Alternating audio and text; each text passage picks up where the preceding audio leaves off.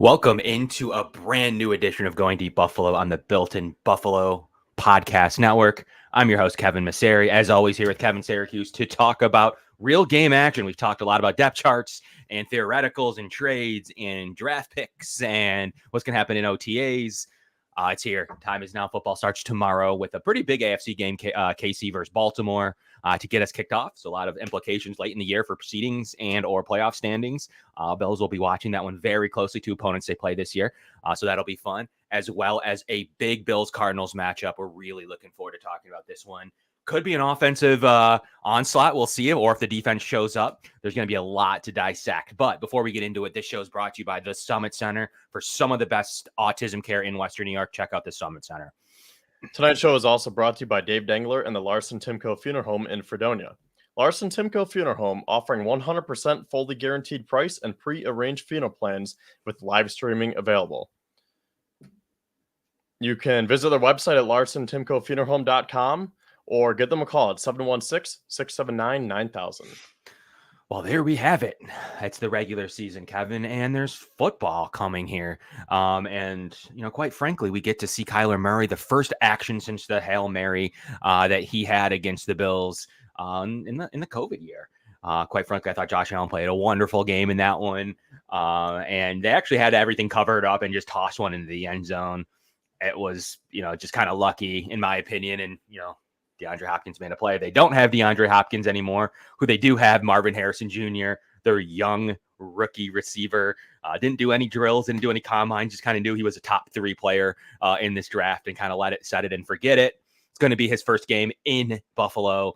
He's going to show what he has, what he can do for this Cardinals offense. As you look at their roster too, I mean, you have Greg Dortch, a guy that, many Bills fans maybe wanted at one point in the last couple of years. A decent looking slot. Michael Wilson, an up and coming receiver as well. They're very similar to the Bills in fact that they're going to feature their tight end a lot. And a subpar offensive line based on the analytics. And Kyler Murray, we'll see what he can bring. Are there any immediate reactions to this Cardinals team? They love to run the ball. James Conner's been more productive than people want to assume. He's been a productive running back and will continue to lean on it with Kyler Murray. They're one of the best rushing teams in the league. Does any of that scare you, or do you think that their offense is going to need to, even more so than the Bills, their offense needs to tick on all cylinders, have a lot of new pieces. Their O-line's not overly strong. I guess talk to me right off the top about what you think about this Cardinals team. I think the best way to describe it is I'm cautiously optimistic because I believe in what the Bills are doing here with this new regime, with this new core of players, window number 2, as we've been talking about all offseason. But I think there's a lot to like with Arizona. Now, this is a team who's finished 4-13 each of the last 2 seasons, but they have a lot of nice pieces either coming back or coming in with Kyler Murray, as you talked about, Trey McBride, who I think is going to be poised for a huge season, which is why I drafted him in fantasy. Won't be rooting for him on Sunday, but when him and Kyler Murray were both healthy last year, that was a lethal duo. You had Marvin Harrison Jr., you have the veteran and James Conner, and a couple of other pieces that you already mentioned. And, we'll get into the rest of the matchups throughout the show. But right at the top, I mean, that Cardinals offense can be a little bit concerning. Yeah, I mean, as you look through it, and I was hoping to have my Cardinals guest on. He was unfortunately unable to make it due to the time difference. But as you kind of look through what this Cardinals offense looks like, and it's much revamped, but I do think it's very shallow in terms of their weaponry. You're going to have Kyler Murray relying a lot on Trey McBride, obviously James Conner, rookie Trey Benson in the backfield to back him up. And then obviously they're going to roll with Marvin Harrison Jr., Michael Wilson, and Greg Dortch. But there's nothing behind any of that. Their starting offensive line, Paris Johnson, is turning into a good left tackle. Evan Braun, Hajay Froholt, Will Hernandez in the interior. Very, average to below average interior. And then Jonah Williams, a right tackle that wasn't able to cut it in Cincinnati, got benched, had a lot of hardship there protecting Joe Burrow. So overly an attackable front 5 that I'm really interested to see how the Bills defense comes out with that one. So they're shallow. That's one thing they're still working on. They kind of remind me of the early Bills teams after they started their rebuild, maybe in the 2017, 2018 years from Josh Allen in terms of 2018 when he came in. But I just don't know what they have on their offensive side that's going to make me overly nervous to be able to stop. I mean, Sean McDermott's really good against rushing quarterbacks. I mean, the one time he's played Murray, he's been really good, minus an end of the game throw into the end zone. But do you know that this is one of 2 teams that Josh Allen and Sean McDermott haven't beaten? I did not. Who's the other one? Philly. Oh, okay. Yep. Philly. Then they should have last year as well. But those are the 2 remaining teams that the Bills and Josh Allen haven't been able to beat on his ledger. So I'm assuming that Josh is going to feel I want to check this one off at home to get the season started right as they go into a hard schedule coming up beyond that. But as we kind of turn to the Bills offense now, we'll talk about both offenses to start with. And obviously, we're going to have a good amount to say about the Bills offense. Everybody's healthy. That's good to see. Everyone was a little bit worried about the receiving core. Doesn't look like that ended up being a problem going into everyone's full practice. MVS wasn't even on the practice injury report, as well as a couple other. Mike Edwards was another guy that Bills expected to see on the injury report and just isn't. So there was not as many injury worries as people had assumed. The Bills played it safe this offseason, especially after they had that injury to Matt Milano. And Matt Milano is the only person missing from their week 1 roster, guy you would love to have, but other than that, they came out with just 1 injury, it looks like, from their week 1 roster. But are you most excited to see, talk to me about the Bills offense now? Are you most excited to see this 12 personnel? Are you excited to see Curtis Samuel, Keon Coleman? What are you the most excited for as Sunday comes along at 1 p.m.? I think I'm most excited to see Keon Coleman. And maybe I'll throw Dawson Knox in there because I think we all expect Dalton Kincaid to be one of the top targets, if not the top target. I think Kincaid is going to be the new wide receiver 1 for this offense. So I'm expecting him to have a huge role. But my question is, can you get both tight ends involved now that they're healthy? So let's just say Kincaid can get 7 catches for 115 yards and a touchdown. What can Dawson Knox do? Can he add 4 catches for 50 yards and maybe a touchdown? Can Keon Coleman add 5 or 6 catches? So I think those are my top 2 targets, I guess I would say, that I'm watching for is Keon Coleman, number 1, and then Dawson Knox with the 12 personnel aligning. And then obviously everything else too, a healthy Curtis Samuel, healthy MVS, Matt Collins. Is Matt Collins a starter? The Bills have him listed as a starter, right? I guess by depth chart position he is, and the Bills have stuck to this depth chart so far.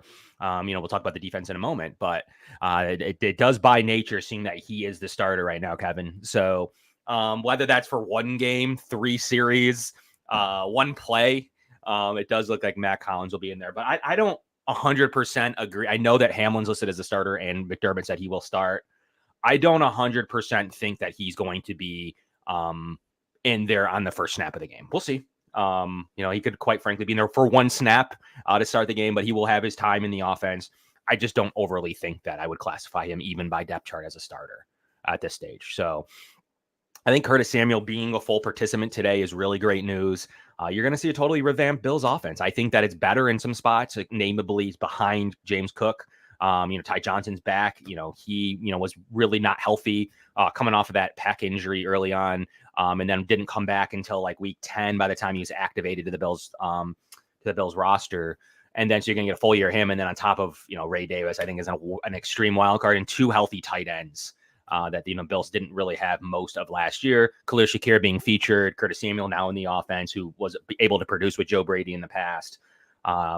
And then the addition of Keon Coleman. I think it's going to be, and then another year where 4 out of the 5 returning starting offensive linemen, you're really returning 7 out of 9, and then adding a couple of, adding 2 rookies into the mix as well. 2 good looking rookies in Grable and Van Pran Granger. One of them may sit this week, obviously, when the inactives come out. But ultimately, 7 out of 9 of the offensive linemen who know each other, 4 out of 5 starters, the bookend tackles, another year with Osiris Torrance in the offense, really familiar with Spencer Brown, so there shouldn't be any communication issues there.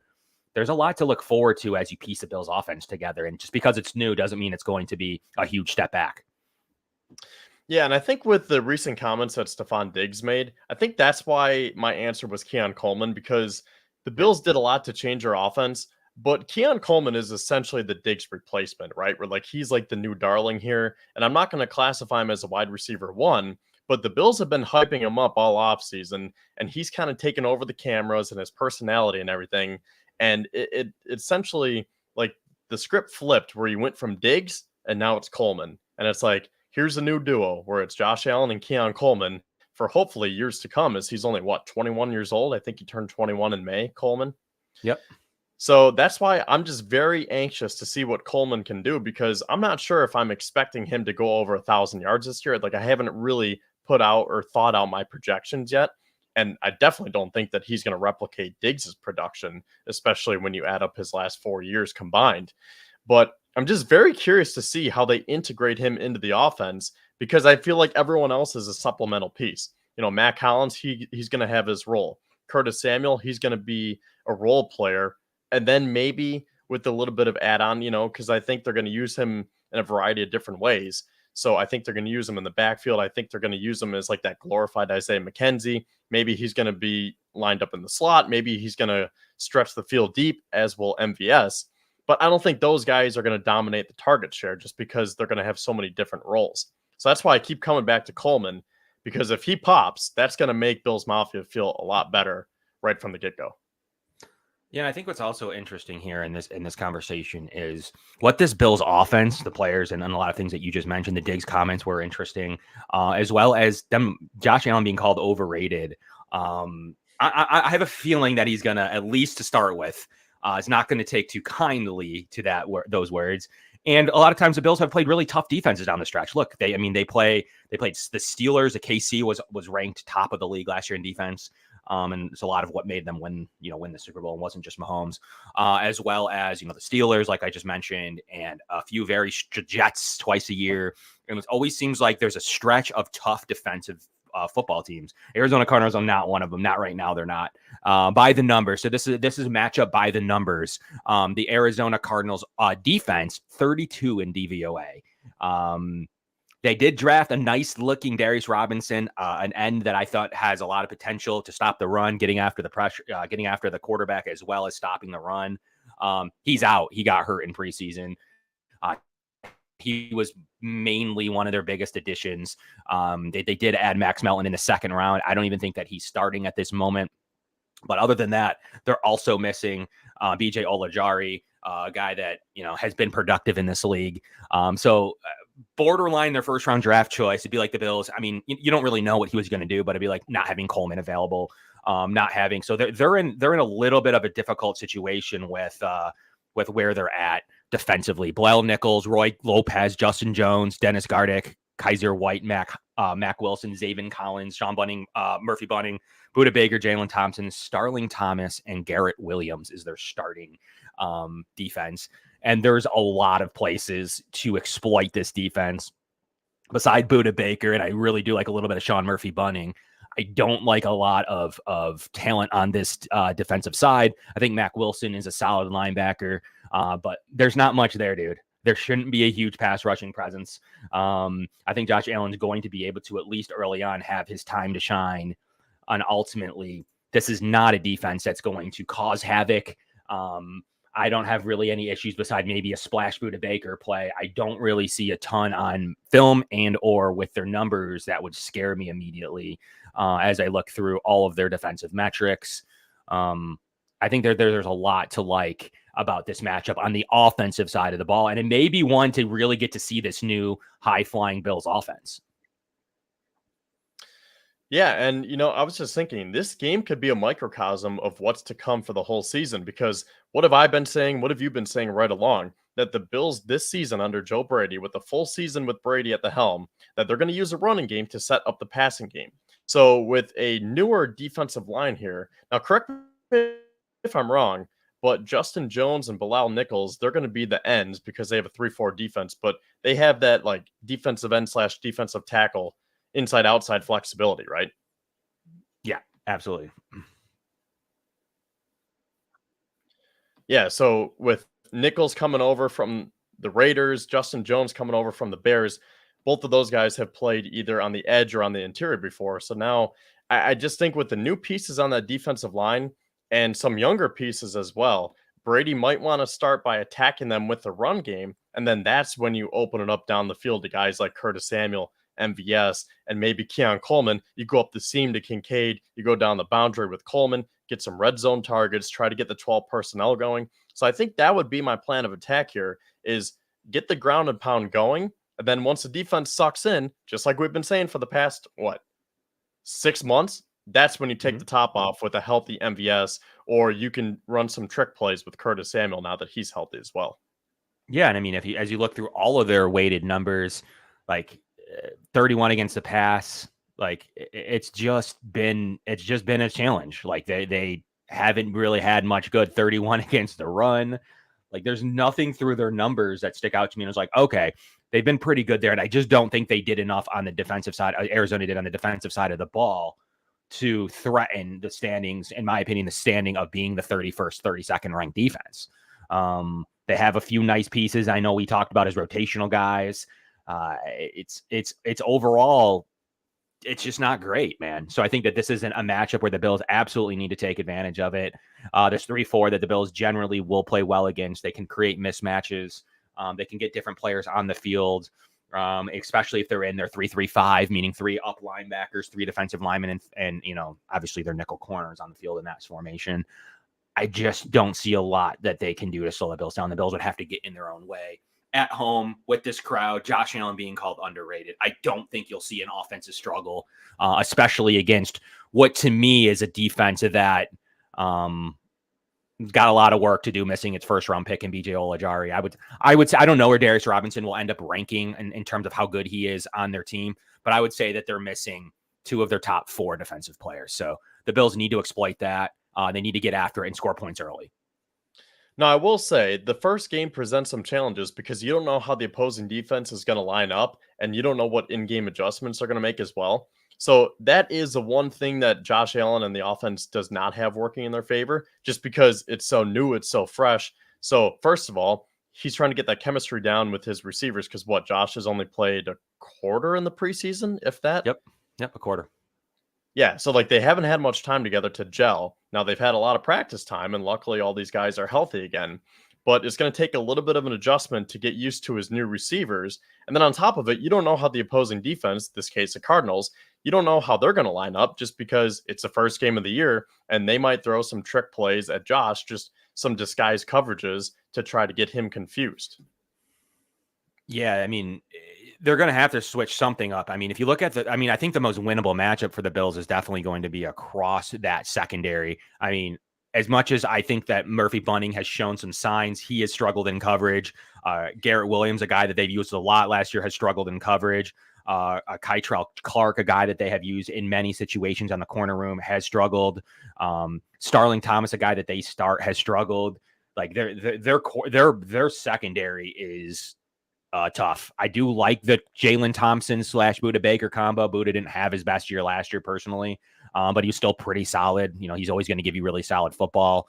Jalen Thompson actually probably had his best year of his career. So there's definitely like a decent safety combination, safety duo there. But they're gonna have to be decent with that cornerback room. I do think that there's going to be some fool's gold on the Bills receiving core, thinking that they may be better than they are when they're used to facing off against some of the league's best. Even when you play New England, some of the best coverage guys, including obviously what the Jets put out there. A lot of times the Dolphins do invest heavily into their DBs, even if they struggle. But this secondary, like across the line, like the Bills have winnable corner matchups, and you would like to see Keon Coleman and Curtis Samuel win against some of these guys who have struggled in this league. Most notably like Garrett Williams and Starling Thomas. Those are 2 very winnable matchups. I wouldn't be shocked if they played or played a little bit of Max Melton in there, their second round draft choice, because they haven't been very good in coverage by all their metrics. So it's going to be a very fascinating style, and I don't like their interior defensive line at all. Bilal Nichols and Justin Jones haven't been very good lately. Justin Jones was good a few years ago. Bilal Nichols a few years ago as well. But some of their metrics and pass rush win rates and run stops and stuffs, they're just not overly strong, in my opinion. So there's a lot of winnable matchups. I do think that Mack Wilson is still a very solid, maybe probably their best player. Mack Wilson, their linebacker coming over from New England, has had some pretty solid seasons, what he's been able to produce. So I think that the Bills will be in good position against this Arizona defense, where they can, start to take advantage of this thing early on. Especially, Mack Wilson himself is coming over to Arizona for the first time after going to Cleveland and New England early on in his career. So he's, going to be the guy leading their defense for the most part. And I'm pretty pretty excited about it. Anything else that we're missing on the Bills offense? Anything else you want to see or say? You're looking forward to the offensive line? What else you got for the Bills offense? I just want to say one more thing about the Cardinals defense. You Sure. might have mentioned this, but they're very thin depth-wise. Like, if you Yes. look at their depth chart, like LJ Collier, okay, I've heard of him. Chris Barnes, not undrafted free agent, but a free agent from the Packers. And that's really about it. Like Xavier Thomas, 5th-round draft pick at linebacker. Dadrian Taylor Demerson, I guess I heard about him a little bit because he was a 4th-round draft pick just from doing our draft coverage. But it's far and few between. Like, there aren't a lot of household names on this defense, and it gets really thin once you get into that second tier of defenders. Yeah, it does. That's a good note. So right now, it might not be too bad. In a couple of the like their last rounds, last year 2nd-round pick in BJ Ojari is out, and so is their 1st-round pick this year in Darius Robinson. So that certainly won't help anybody's depth if that was even the Bills. That's definitely going to take a bite out of anybody's depth. But outside of what they're going to look at from, maybe, like I said, Jalen Thompson, their safety core is decent. There's a lot of winnable matchups around this Arizona defense. So I think the Bills are in really good shape to be able to pop when they're able to. There's definitely going to be struggles covering the tight end. They're definitely going to have struggles against the running back. I think there's winnable matchups, and I don't think they did enough. I don't think that this defense really adding Mack Wilson is going to be enough, in my opinion, to take them from where they were ranked last year and take them over the top. So I think that that's a pretty big note of what there is to come, because there's not a whole lot of depth there, and there's not a whole lot to talk about. Especially bringing over Justin Jones, like you mentioned, and Mack Wilson. So ultimately, I think it's going to be a pretty winnable matchup for the Bills on that side of the ball, Kevin. So talk to me because we talked a little bit about the Arizona offense. Let's talk about this new Bills defense. How are you? Just give me a rundown. How are you feeling as the Bills, load in? They had a really strong preseason, in my opinion, on the Bills. When the Bills starters, they look strong, holding the Pittsburgh offense, who played almost the entire game, to 3 points. The Bills defense reminded you of what they may be able to do. What are your early opinions? Well, let me start by throwing this back to you. Are you more confident in the Bills defense or the Bills offense? Because there's a lot of new pieces on both sides of the ball. And I've heard people say that it's going to take more time for the offense to start to click. But then I've also heard a lot of people say that it's going to take more time for the defense to click because you have Josh Allen and he should be able to, lead the troops, if you will. So I don't know, like, which side of the ball is going to take longer to get that chemistry down? I think just by virtue that the Bills have Josh Allen and what he knows the offense and what he can do as the returning offense, that both units are returning based on who you're considering a starter then and now. They were considering 8 returning starters on each side of the ball. So it's really by that consistency issue, it would be almost even, depending on who you consider a starter, who you considered a starter last year, what do you consider Von Miller, that kind of thing. Either way, like you're moving in Rapp and Hamlin now, who were both on the roster last year as the 3rd and 4th safeties. So they were here and they learned behind Micah Hyde and Jordan Poyer for a year for Rapp and for many years in DeMar's instance. And it supposedly was, and from what we could see, his best offseason yet. So he's starting day one. He's going to know he's started in this league. A lot of people forget that he isn't just a special teamer that had a really scary incident. He was a starter. That's how, he was a starter prior to that Bengals game for the entire season when Micah Hyde went down. So he has many games in Sean McDermott's defense. And if he struggles, the Bills are deep. The thing that they're deep at safety. They have 2 guys behind Hamlin that could immediately play in this league. So I don't think Hamlin has the world's largest leash, though. Like, McDermott does give his players a lot of leash. DeMar Hamlin does not have a long leash at all. Like, I'm talking game to game. Like, I do not believe his leash is very long. What do you think? I mean, they might just say that he's a starter, but he could be on a rotation with Mike Edwards, because I still believe that Mike Edwards is going to play a pivotal role, because I was pretty shocked to see that DeMar is going to be starting, because I thought, assuming that Edwards is healthy, like, that's why they signed him. He has that Super Bowl experience. He's that veteran leader. He's played for both the Buccaneers and the Chiefs, and he has that intel from Steve Spagnuolo's defense. And I was like, oh man, this is like a perfect replacement here. Maybe not perfect. Like, I'm not going to expect him to be an all-pro and be like, wow, this is a new Micah Hyde and Jordan Poyer right here. Not even a drop-off. Yeah, there's going to be a couple hiccups, but I thought that Mike Edwards was a very, very good signing, especially because it was, 2 or 3 weeks after the first wave of free agency. So the fact that they were still able to get him at that cheap cost, I was like, this is a very, very smart move here. So I still think that he's going to play a big role in this defense. Like, I don't think that it's just going to be Rapp and DeMar for 18 games, or 17 games, assuming that they can all stay healthy. No. I don't. I mean, I guess in theory, DeMar could have like a real come out party, and then obviously you're not going to bench anybody that has a good come out party. But for the most part, you are correct. Like, it's definitely not going to be. No way around it. That's not how it's going to be. He's not entrenched. Like I mentioned, I think it's game to game. You're right. It could be play to play, series to series. I think that's exactly. I think that's about the level he's at. And then if Edwards plays, he's probably going to play the majority of the packages. If DeMar's playing better, then obviously he may start to take up some more of the packages. But I do believe it's probably a 50-50 timeshare. And based on what they see, what they like, one or the other could get a few more snaps in each individual game. I completely agree with that. That rationale, I think, is smart to say, well, all correct around. Me if I'm wrong. Go ahead. No. Yep. Go ahead. Correct me if I'm wrong, but DeMar is better in run coverage and Edwards is better in pass coverage, right? Correct. Yeah, that's the early report of how the Bills would approach it. Yes. So, I mean, we could see DeMar play like first and or second down, and then on third down, depending on the yard situation, maybe bring in Mike Edwards. Like, maybe this kind of turns into the defensive line of sorts, where you're looking at that rotation between Greg Brousseau, Dwan Smoot, AJ Epinesa, obviously Von Miller, and then on the inside with Daquan and Ed, and then with Austin Johnson and Dwayne Carter. We know how the Bills like to rotate through those defensive linemen. I should also mention Casey Toohill and Javon Solomon, who was the only one who missed practice today with an oblique injury. So we know that they have that rotation on the defensive line. I'm almost wondering for the first few weeks of the season here, if they could have a little bit of a rotation at safety just based on all the newness here. Yeah, they could. I think that there's definitely a rotational safety coming.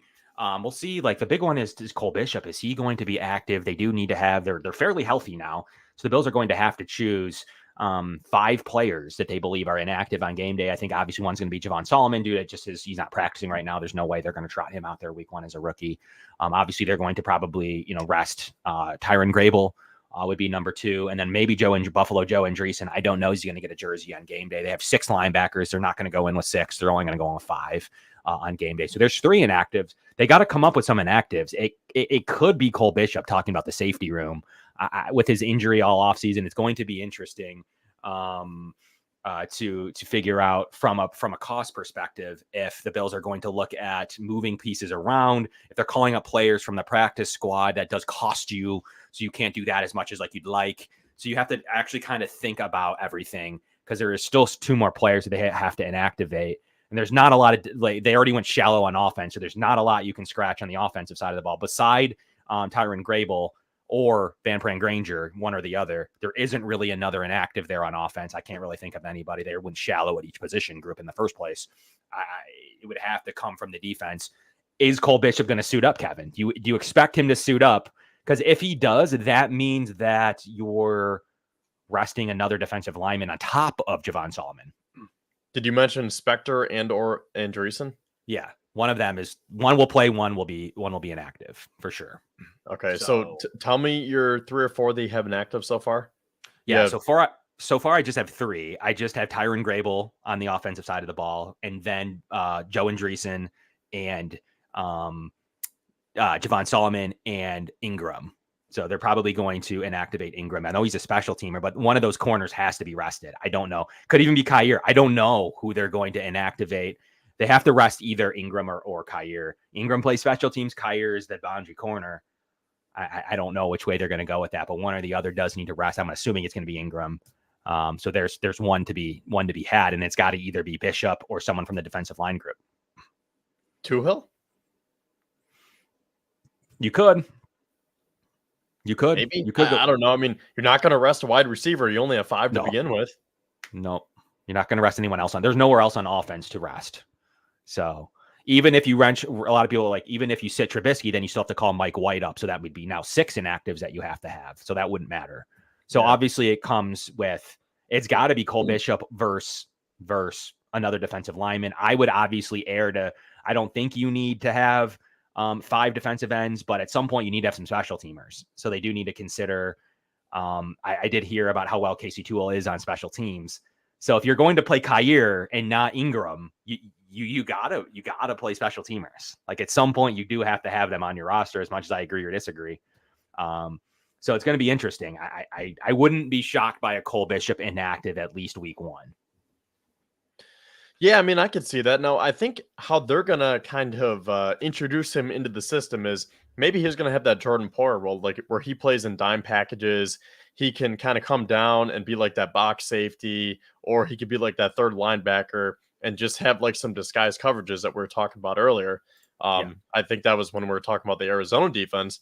I think you could do the same thing with Cole Bishop, but just based on the numbers and the newness of the Bills defense and the injuries, you're right. Like Bishop may be the odd man out here for week 1, maybe even week 2. Yeah, like, I guess then the question is, when is it the right time to try to get him acclimated? Because then you're off and running. You go to Miami in 4 days after that for Thursday Night Football. I don't know if you're going to want to be trying too many different new coverage systems against the Dolphins so quick with that quick turnaround. Maybe the following week against Jacksonville, or maybe it is just this week and you just find a way to get him onto the 53. Well, he's on the 53, but on the active game day roster. Yeah, it's going to be tough with them being healthy. There is no easy path to the roster. Like obviously you would say off the bat, you rest Solomon and Tuhill. I don't know that Sean McDermott is going to rest that as well. It's going with 4 DTs and 4 DNs. They could, but I don't think that that's a gimme decision that they're going to make. Did you mention Quentin Morris? He's a core special teamer. No chance they sit him. No chance. I'll say they could just go with Kincaid and Knox and have Quentin Morris because he was dealing with that shoulder injury too. And actually, is he like completely healthy now? Because he wasn't on the injury report today. Yeah, so he's completely healthy. So, I don't know. It is tough. Like, so they could make that decision. I don't think they will, but they could. They could say, you know what, we want to put Cole Bishop in.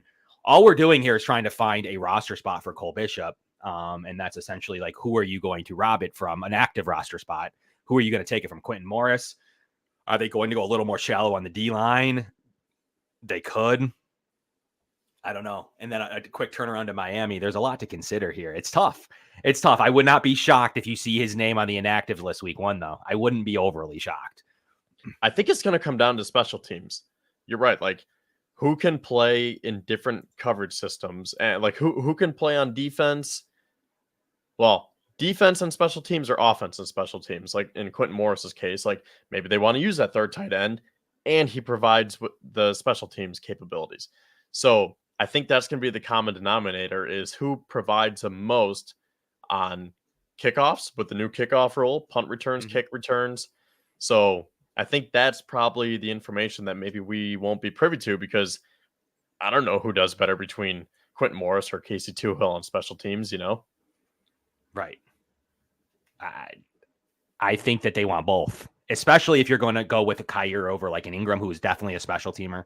You're going to eventually have to make special teams decisions, and it has to cost somebody. Like I think Tuhill's on the roster, especially with the most likely inactive of Javon Solomon.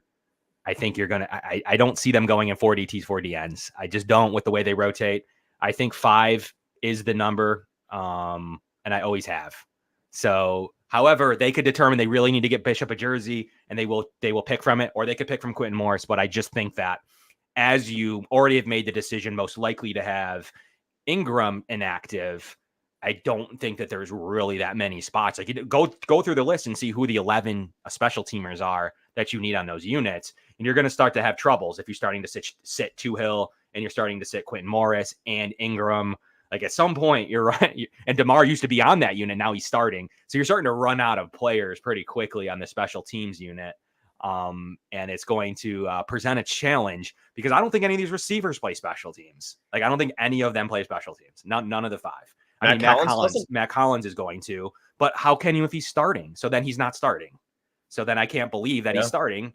There's too many pieces. Matt Collins has to play special teams because there's quite frankly, does Ray Davis? No. they're running out of players to play it. You're not going to play either your starting tight ends, so they have to have Quinn Morris, like just by virtue of roster spots. So it's a challenging debate. Going back to Arizona, I was looking at their Yes. coordinators. Do you know much about these guys? Because I was talking about how they're pretty thin on the defensive side, at least depth-wise.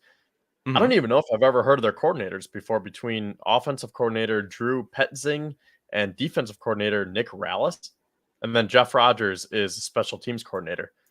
Yeah, Nick I don't Rallis know is anything actually about those guys. Yeah, he's been there since Gannon. So he was their linebackers coach in Philly. Dude, he's 31. So he's got to be Is he the that young? youngest defensive coordinator, I don't know, maybe ever, because he would have been 30 when he got the job. I mean, that's got to be as close to like one of the youngest ever. Once he moved over with Jonathan Gannon, that's incredibly young. That they would have, had a lot of experience together in Philly. So that's, and obviously Gannon being a defensive guy like Sean McDermott himself, him and Rallis are going to kind of lead the charge defensively together. Obviously, all I know is how bad their defense was last year underneath both of them. So there's not a lot to talk about there other than making a few changes like we've mentioned with like Mac Wilson, a couple of things there that they're going to make, some additions like, Justin Jones. But other than that, Kevin, there's not a lot there. So I'm not sure. Rallis is definitely going to be like a kind of like a consultant for Jonathan Gannon, who obviously is probably running his defense. How old is Jonathan Gannon?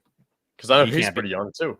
Yeah, he's young himself, so he can't be very old. I think he's 41. So 10-year difference. I mean, they're both very young by those standards. Yeah, by running an entire football team, I would say that both of those guys are fairly young for sure. They're definitely following in like the young youth movement there in Arizona for sure.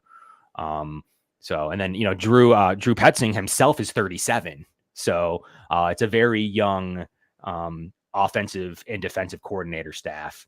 A guy that came over himself from Cleveland, was the tight ends coach and the quarterbacks coach in Cleveland for a little bit, and then got promoted to the offensive coordinator role back when Gannon also got the job. So I would say very inexperienced from the coordinator position. We'll see if that ends up mattering or not.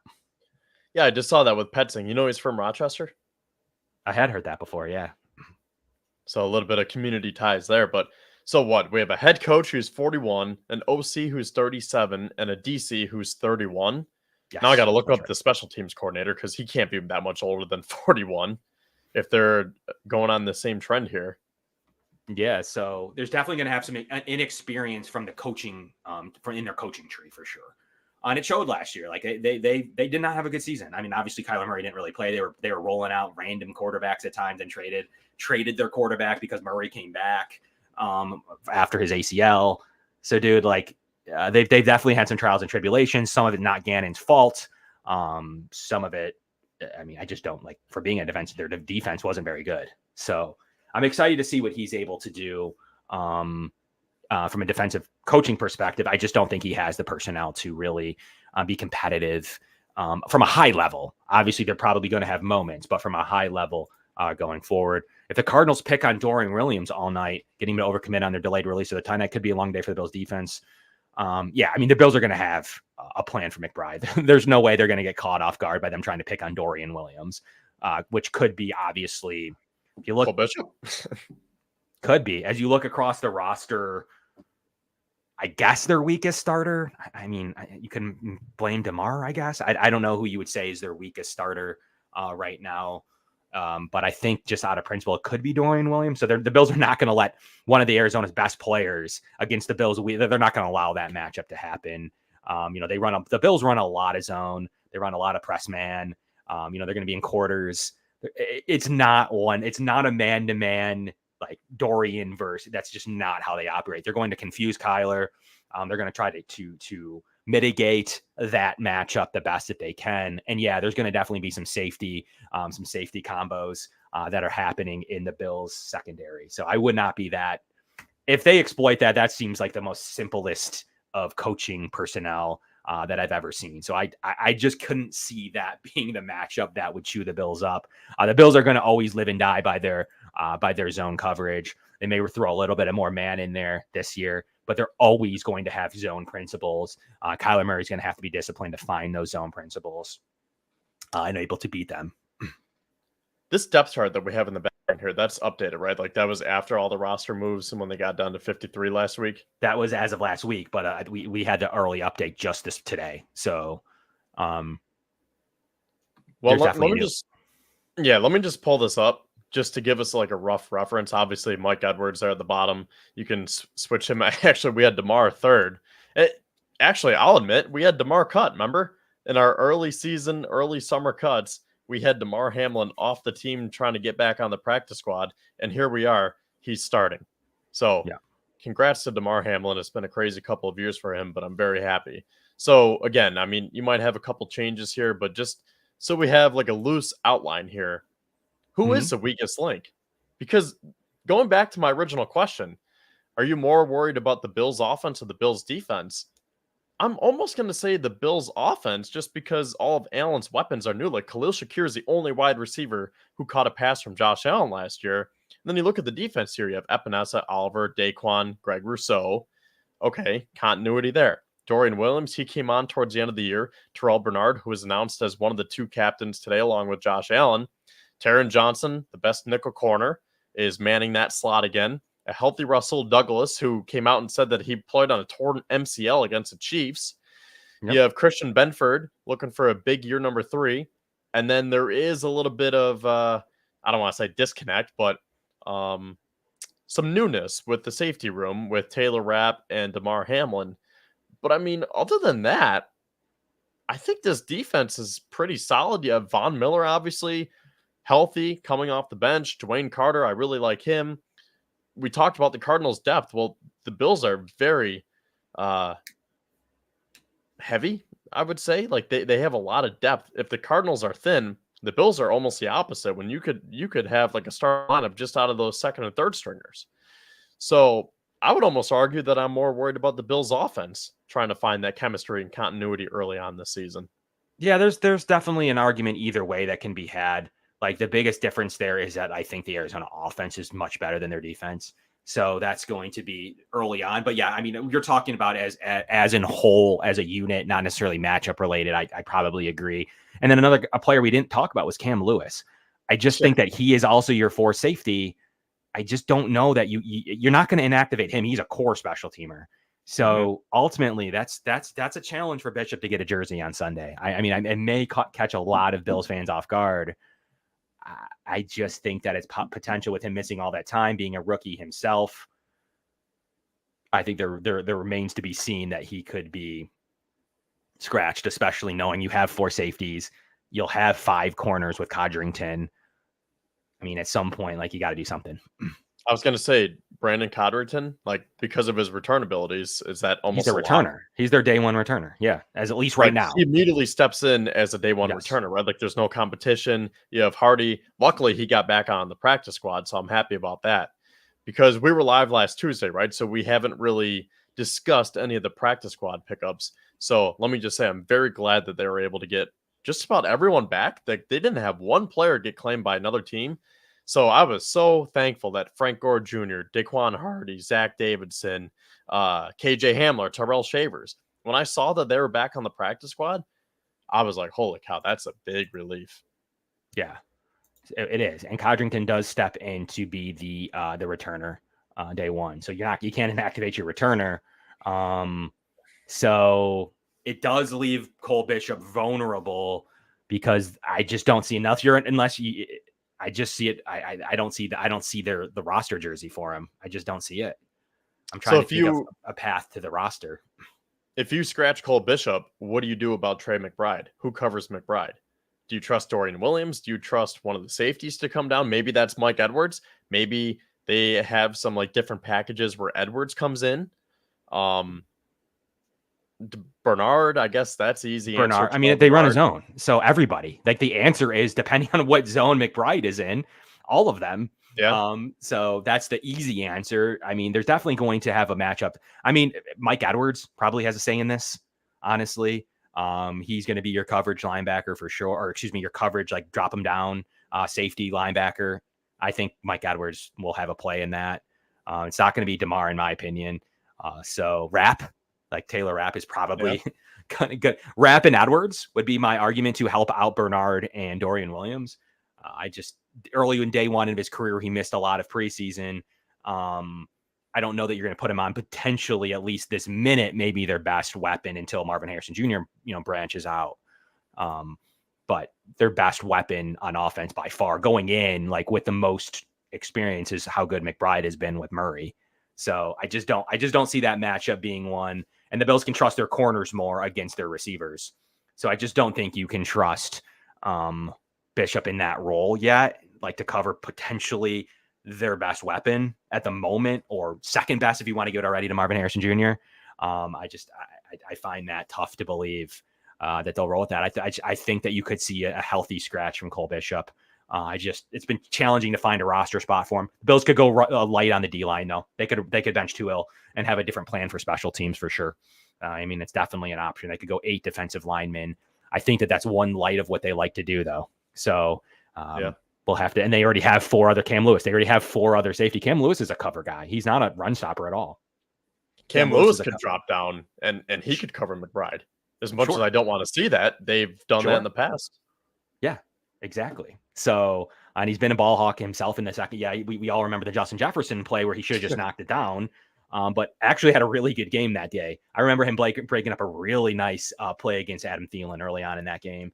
And he's presented himself to be a valuable safety where he's not just a special teamer. He's definitely a guy that presents some defensive ability.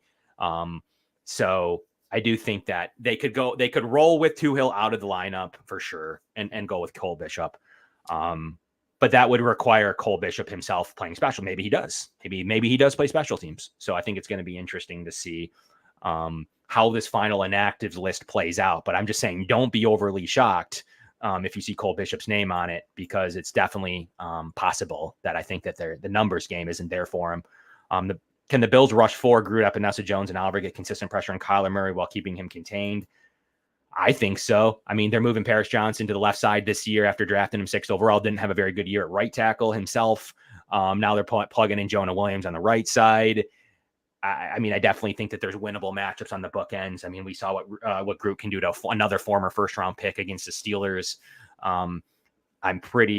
I don't think that they have that studly. They're moving. Another thing we didn't talk about, if we're talking about the Arizona offensive line, they took a center, Evan Brown, and they're going to play him at guard because they already have Hajj Froholt. So we're going to see how that plays itself out if their center. So they have a center to guard starter that they didn't even have in their offense last year, in Evan Brown, who they signed a pretty low end deal to. So that's going to be an interesting note to see. Because they have basically a brand new left side of their line with bringing in Evan Brown and Paris Johnson, flipping Paris Johnson's side from last year.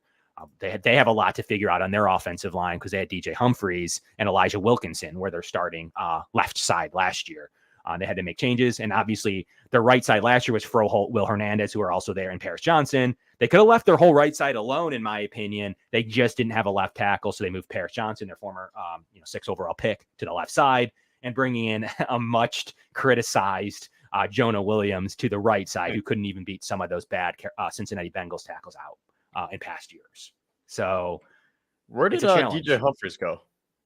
Humphreys, I'm not sure where he signed. I don't want to say the Giants. I'm not sure where he ended up going after he left. He's still a free agent, so he nowhere. Oh, really? Yep. He was with Arizona for quite some time, wasn't he? Yeah, he was. He sure was. Yep. Trying to look up his stats now. There's not many stats about an offensive lineman, but yeah, he was there from 2016 to 2023. Yep. Pro Bowler in 2021. So replacing DJ Humphreys. Their whole left side is new, and they're using a converted right tackle from last year with their top pick, who should be able to handle it, and a converted center in Evan Brown. So they definitely we'll see if the Bills can exploit anything on that side of the ball early on in this one, especially as he adjusts a much traveled Evan Brown who's played a lot of different things in Detroit and Seattle over the past couple seasons. So played center, played guard, practice squad member, was with the Dolphins, had a cup of coffee with the Dolphins. There's definitely some winnable matchups when it comes to the Arizona offensive line. It is not a stalwart offensive line. They have some good pieces. Will Hernandez has kind of resurrected his career. Froholt has been okay at times. It's pretty average to decent center, pretty good against run blocking. But they definitely have had some challenges on this offensive line with their transitions. And then behind their starters, they're even talk about no depth. I mean, they're in trouble behind their starting offensive line. So if you ever have to see one of those guys, especially late in the year, or on a quick play basis, you're talking about Liam Manning, Tristan Colin, Carter O'Donnell, Kelvin Beachum, a guy that's traveled across the entire league, and Keith Ismail. It's challenging. There's not a lot of talent on that Arizona offensive line. The Bills need to take advantage of it early and often. They have a little bit of continuity with, Hernandez and Froholt, but outside of that, I'm not overly worried about what their offensive line. They've struggled to run block outside of a little bit of what Brown can do on a different team last year, and Froholt's been okay at it. I think there's winnable matchups for the Bills D line. I'm just realizing that they have Marquise Hayes, a guard who I believe was a 5th-round pick a couple of years ago. He's on the practice squad. I liked him coming out from Oklahoma. And Luke Tenuta, too, former Buffalo Bill. He's on the practice squad. Okay. Luke Tenuta still bouncing around, huh? I guess so. Yeah, Hayes was a 5th-round pick, right?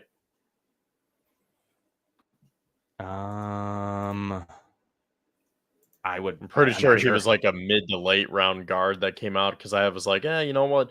That might have been the same year as Osiris Torrance. I would have to double check that if you want to confirm that for me. Yeah, we'd have to look that up. Marquise Hayes is on their practice squad. I think, did he go undrafted? Oh, did he? I think I might have gone undrafted. Maybe I scouted him as a 5th rounder, and then he ended up going undrafted. He ended up going in the 7th. I'm curious.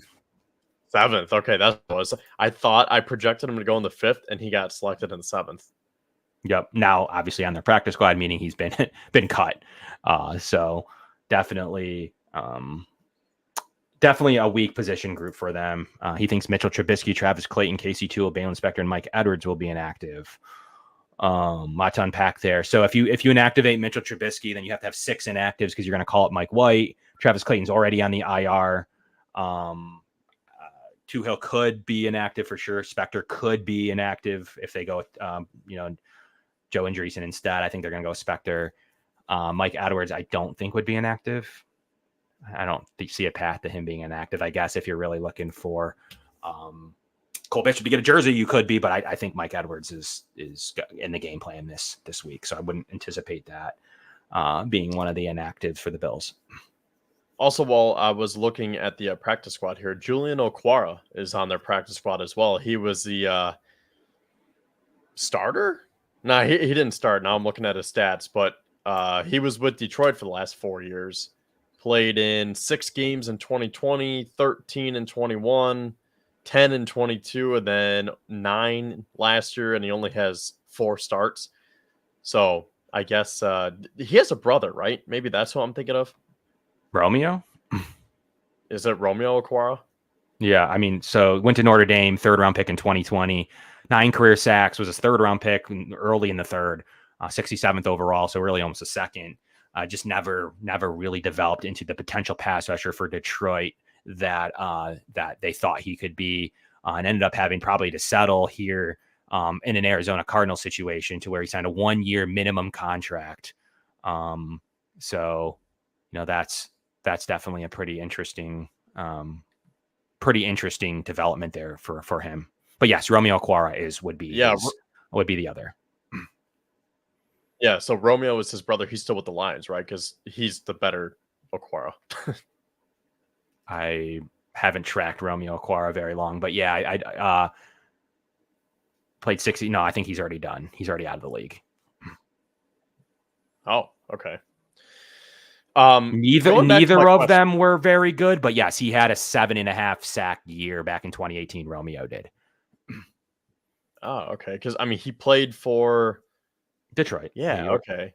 Because he played for Detroit last year, 16 games, 0 starts, but yeah, 10 sacks in 2020. I guess they both just kind of fell off.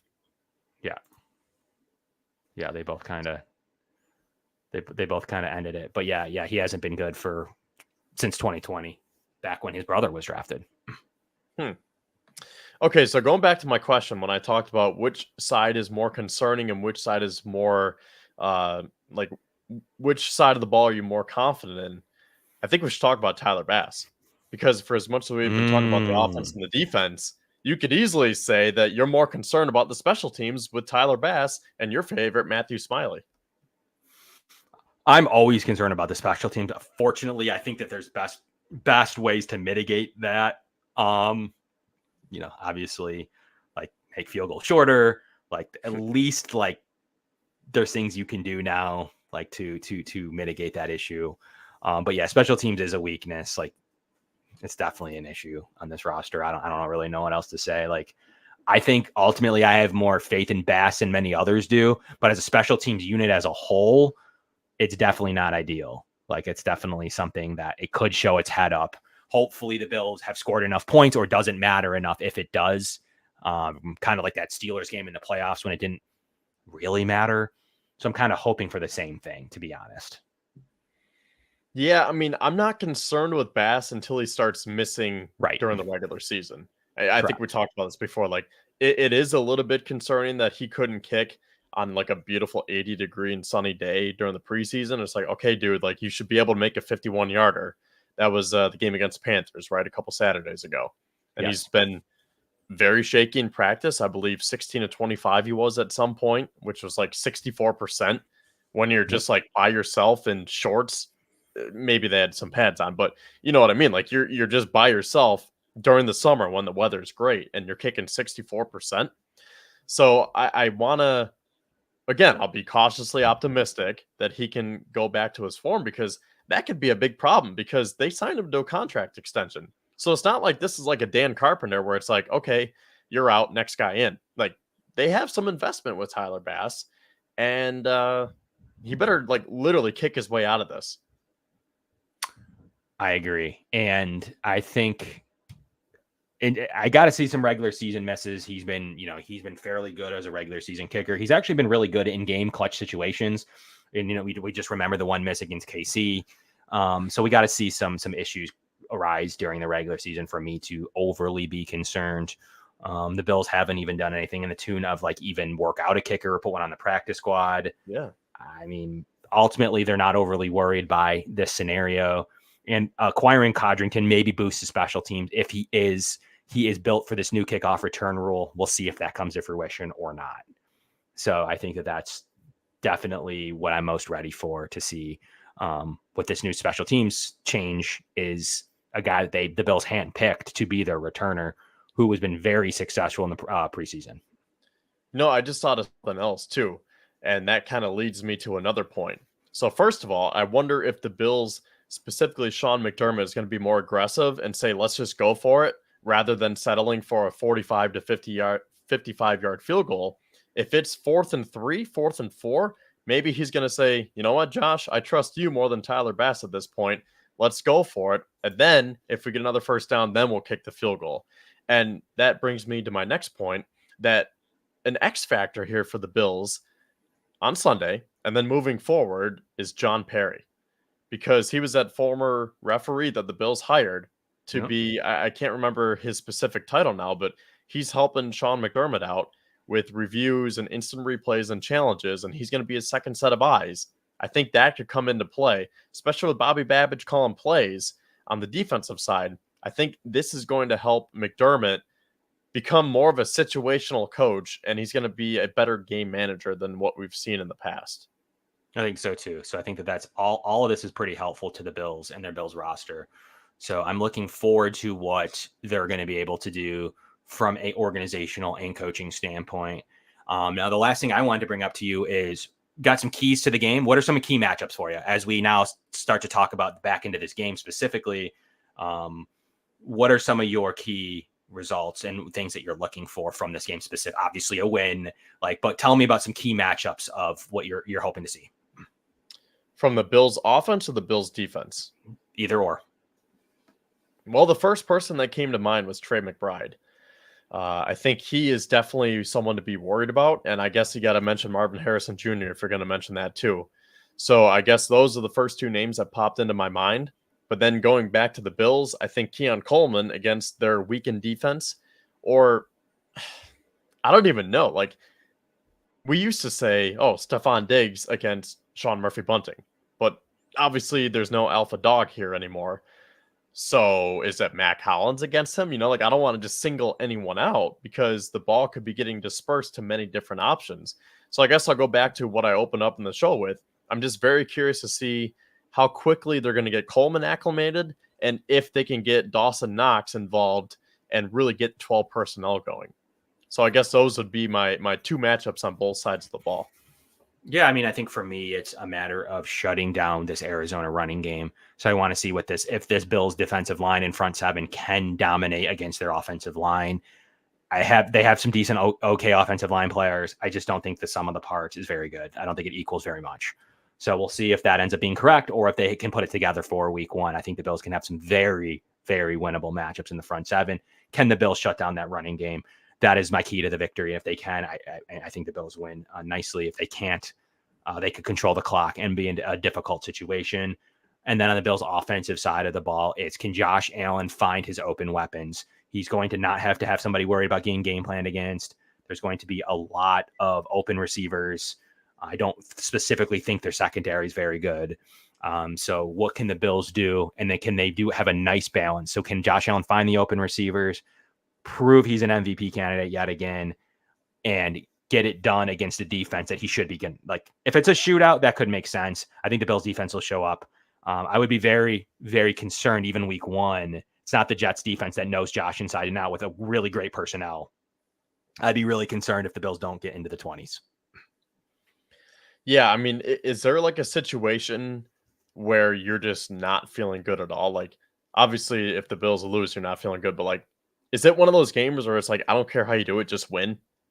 I mean, I think it's going to be more than like a 10-7 game, but like, how would you feel if it is one of those low scoring games? Like, do you need to get some brownie points here to feel good? Or is it just like, I don't care. There's a lot of new pieces to this team on both sides of the ball. So I don't care what the score is. I just want to stay healthy and get the dub. And that's all that matters. I want to say healthy, get the dub. It's week one. The Bills haven't won a home opener in front of fans since 2017. So I think that will be a nice, a little addition for the team.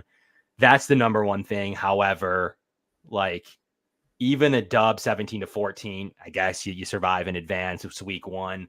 The Bills have, had other situations to where they started off the season way worse than that. So ultimately that's all you can ask for. But I think a loss and a low scoring performance doesn't mean it's sound the alarm.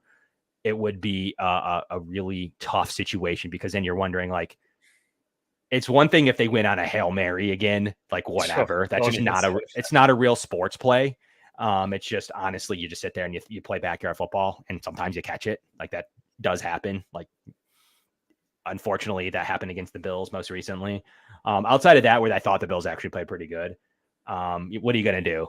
But when it comes to actually, like, not showing up and, like, the offense being stagnant, then you have to wonder about what's going on with Josh, what's going on with the weapons. Did Bean do enough? Is Brady the right choice? You have all of those topics that you'd have to now consider, even after week one, if the offense struggles, because there'd be so many Woodward's digs. Like, there's so many questions surviving that. The Bills come out and throw, it could be fool's gold. Bills could come out and score 34, win 34-14.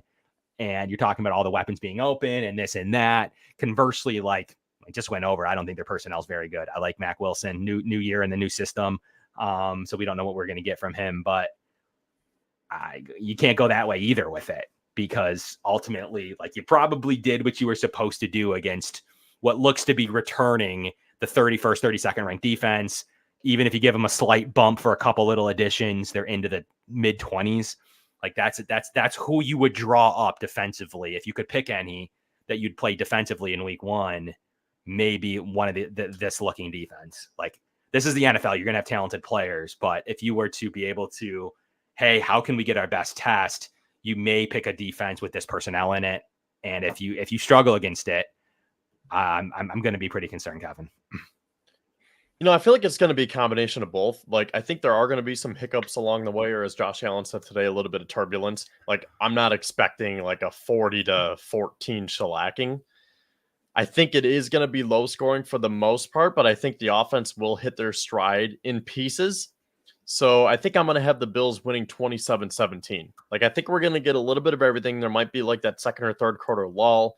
Both teams are making adjustments, but I think you have Josh Allen, so there's going to be some splash plays, and you're going to get some style points just because he's Josh Allen, and you're going to get a little bit of Coleman. You're going to get a little bit of Shakir and Kincaid and 12 personnel and maybe MVS.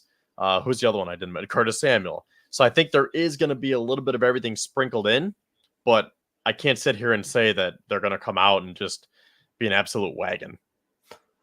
Are you worried about Kyle Murray scrambling, running all over the field? Do the Bills employ? By nature, they run a zone, so that's never a concern. The way he plays, how well he plays against Lamar, I'm not overly concerned against running quarterbacks when it comes to the Bills. It's actually pocket quarterbacks that can get out of the pocket and scramble more, like Mahomes, that cause, I mean, not Mahomes the thrower, but Mahomes the runner, that causes the Bills issues because they're in coverage. But when it comes against a running quarterback, the Bills do employ what I would anticipate being a very strong zone. By nature, there's a spy based on what zone that they're in.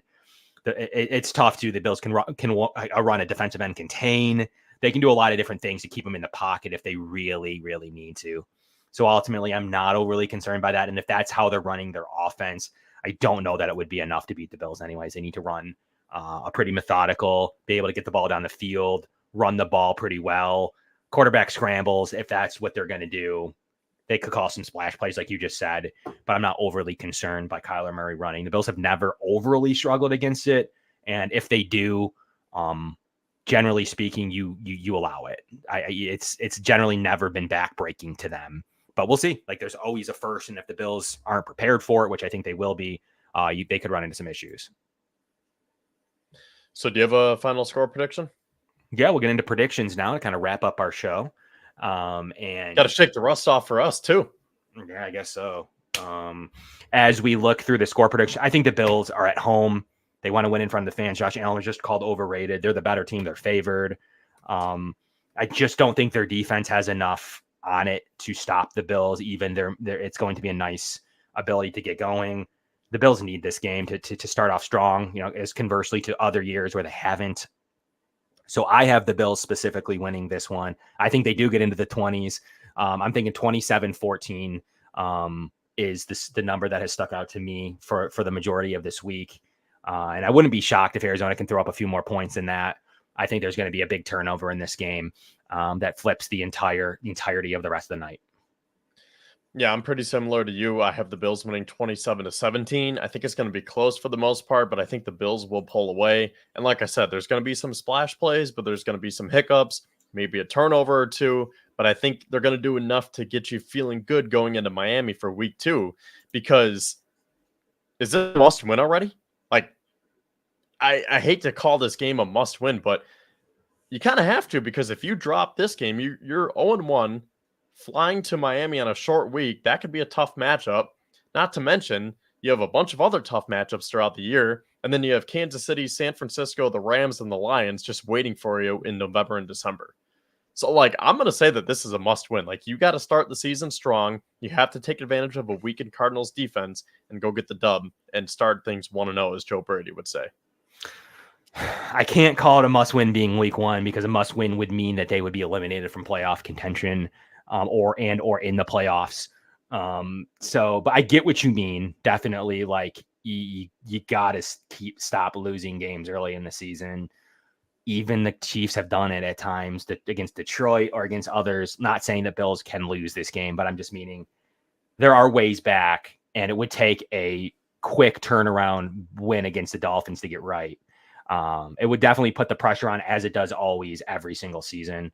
So ultimately, I don't think you're wrong by saying that it's a must win, but for me, I wouldn't not classify that as a must win. Well, we have a couple score predictions in the comments. Sandra says 24-10. I think she means Bills. Jay says 24-21 Cards. Week 1 trap. I mean, yeah, this could be a trap game. Bills have no wideouts. I don't agree with that. But if Kyler is clicking and the O-line protects them, they'll outpace the Bills offensively. I mean, maybe there's a little bit of truth in that, just because I think the Cardinals have bigger names on offense, right? Like Trey McBride is a top tier tight end, but like you could say Kincaid is too. Marvin Harrison could be a top tier. Like it's too early to just say, oh, he's a top 10 receiver. But considering where he was drafted compared to Coleman, he has the edge right there. Running back, I would still take James Cook over James Conner. So I mean, like there is a little bit of balance between both teams here, where they do have the offensive pieces, but I think the Bills defense could be the X factor here against a more inexperienced Cardinals defense. And part of that caveat there of that post was their O-line prayer. We just broke down like why like that O-line is going to have a tough time. Like they could be gelling week 1 and maybe it's a really good unit at some point. A unit with Jonah Williams, a converted center to guard, journeyman center to guard, converting your right tackle to left tackle may end up working out for you at some point. It's not an ideal offensive line unit. So, we'll see how that looks. Maybe they put it all together for him. But yeah, Kevin, so any final notes that you have on what you wanted to talk about for this game, anything you're looking forward to, bring us home for any final topics you had. I guess the final thing that I'll say tonight is the Bills have played the Cardinals 12 times in these teams' histories, and Buffalo has a 7-5 record. So hopefully that becomes 8-5 after Sunday. There you have it. That's a very interesting stat. Well, we really appreciate everybody tuning into our show as always. We got some great stuff coming on full. We're going to have more guests around the league coming up in each of our individual breakout shows. We're looking forward to basically being a pregame show next week, Wednesday, featuring the Thursday Miami Dolphins game. So that one should be fun. And stay tuned to all things Built in Buffalo as we develop and we keep continuing to go this season. So either way, thanks for tuning in. Smash that like button. I'm Kevin. That's Kevin. This is the Going Deep Buffalo Show on Built in Buffalo Network, and we'll be back at you this time next week to talk about the Bills game as well as the defense, how they're able to play, and the Miami Dolphins. So we'll talk to you guys soon. Go Bills.